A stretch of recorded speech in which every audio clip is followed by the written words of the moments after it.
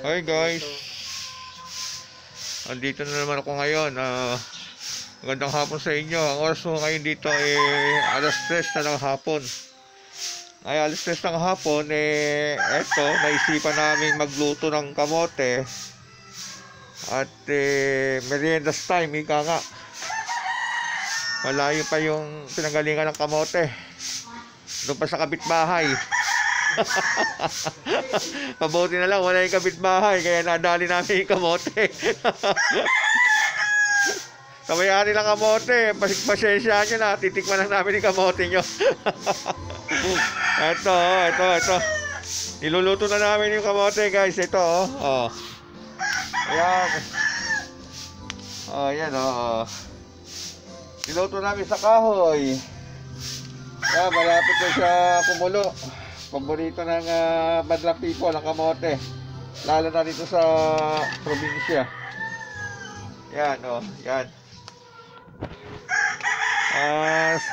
Pagka ganito medyo nag-uulan at medyo masamang panahon, ito ang ginagawa naming merienda, kamote. Ayan, may mga nakasabit kami ngayong saging na bagong kuha. Pero hindi na sa kapitbahay ito, sa amin na ito. Makakala nyo sa kapitbahay pa. Eto sila, medyo, yung isa medyo malnourished, pero pag nahinag to, laman siya na rin. Eto sila, yan. Yan ang mga saging dito. Yan, Ito, saba. Saba. Paborito ng mga kulang sa vitamin B, saba. Yan.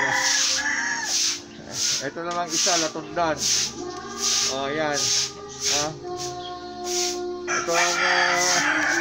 Ito ang buhay na yun namin dito sa probinsya. Pagka ganitong oras, medyo madilim, pero enjoy. Ito at isa sa mga pinaglilibangan namin dito, manok. Yan. Yan, Texas. Yung may hawak. Texas din. Pareha sila Texas. Kaya yun, medyo ang panahon medyo masama, pero ika nga, enjoy. Ayan, yung kapitbahay nagkakaraoke kahit masama ang panahon. Ayan, after na maluto na yung kamote, may tanim akong sili dito. Sausawan, ayan, sili. Diba? Harap lang yan ang lutuan ko. Ito yung lutuan ko. Yan. Lutuan. Siyempre, pag may lutuan ka, siyempre may panggatong dapat. Ito yung panggatong ko. Yan. Itinabi ko na yung mga panggatong at mayat maya ang ulan. Kailangan makapagbaga kagad.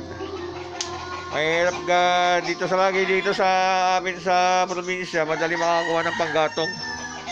Pumunta ka lang dyan sa mga gubat-gubat. Pero syempre ingat din sa ahas. Kaya yan, talaga buhay namin dito. Yan, yan.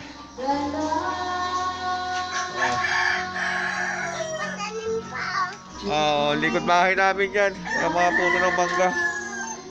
Kaya yun, so tabayan na natin yung kamote na pangmasa. Ito't malapit-lapit ng kumulo. Ayan, malapit-lapit na siyang kumulo. Ayan na, bumubula-bula na, Ayan na, sarap. Ayan, konting pag-aantay na lang at maya-maya kakain na kami. Thank you Lord sa biyayang kamote. At sa may-ari ng kamote, maraming salamat sa iyo. Tinikman lang namin yung kamote mo. Bye!